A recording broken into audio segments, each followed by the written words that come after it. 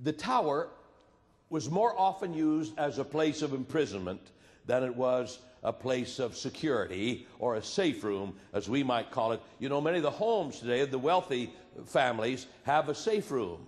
If someone tries to break in, if your alarm goes off, folks go to this room that is more solidly built than others and is supposed to be doubly safe, and many of them even bulletproof, and mom and the kids go inside and lock the doors. Well, the safe room here was way up in the bell tower.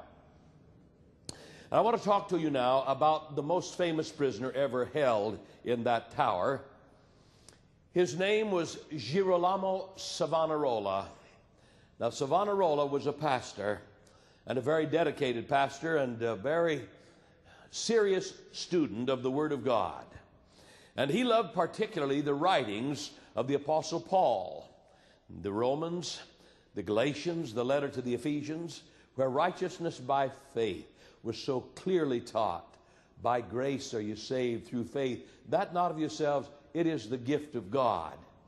And this pastor began to share these ideas and these teachings with the folks, and it was like pouring water on dry ground. The folks coming out of the Dark Ages hadn't heard anything like this. They had been taught for centuries, and also had their forebears, that you gain God's pleasure by going on pilgrimages, by lighting candles, by flagellating your back, by on occasion walking on glass in your sandals. And when Pastor Savonarola began to teach that righteousness was by trusting in what Jesus had already done for us, when he began to explain salvation by grace and justification in Jesus, the folk came to hear him en masse.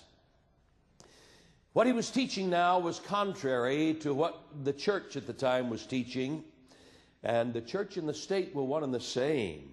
It was long before laws against church and state being joined together, and many of the countries of the world, of course, today still do not have any such laws. We're fortunate that here in the United States we believe still strongly in the separation of church and state.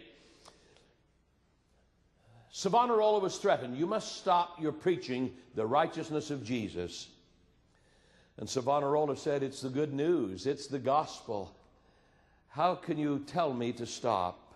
And so he continued to share.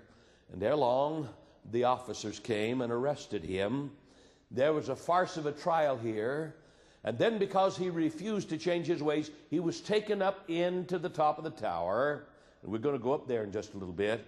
And there a cell had been prepared for him. It did have one window out of which he had a southern view. And there he was held for years and years and years with no appeal.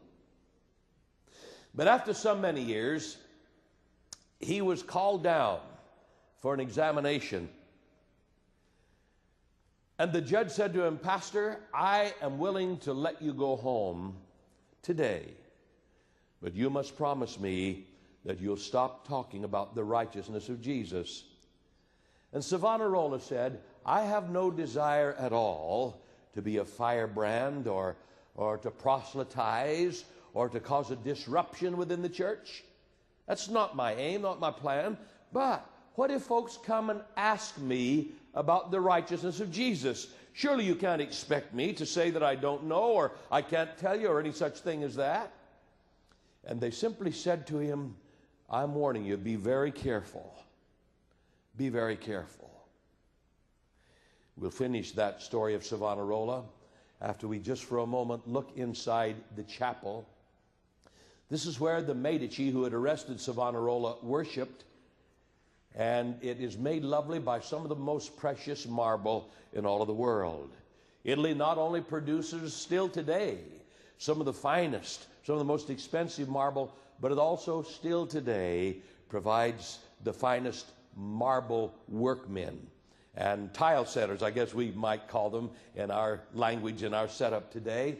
Well, out in front of the chapel, in front of the palace, there is a monument in the pavement today about the end of Pastor Savonarola, and here's the end of his story. He was released and allowed to go home after the warning, you must stop talking about the righteousness of Christ. And as soon as it was announced that he was released, the people came from every direction you can imagine, hungry more to hear about the righteousness of Christ. And Savonarola began to share, and crowds came and grew. And so he was arrested again, taken again up into the tower, but only for a short while. One day the soldiers went stomping up the staircase and into his little cell, where they strangled him to death, and then dragged his body bumpity-bump down the staircase and out in front where the people had gathered, and there they burned his body. And where that happened, there is today a monument, as I mentioned, with some very kind words about Pastor Girolamo Savonarola, and this in his memory on the spot where he was burned.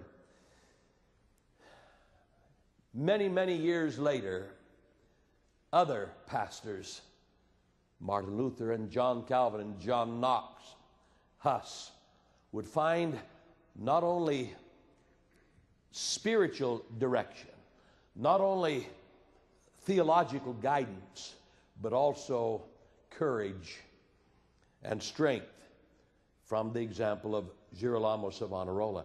And so I would say to each of us tonight, whether our Christian background is from some branch of Protestantism or from the Roman Catholic Church, I believe each of us owes a debt of gratitude to Pastor Girolamo Savonarola.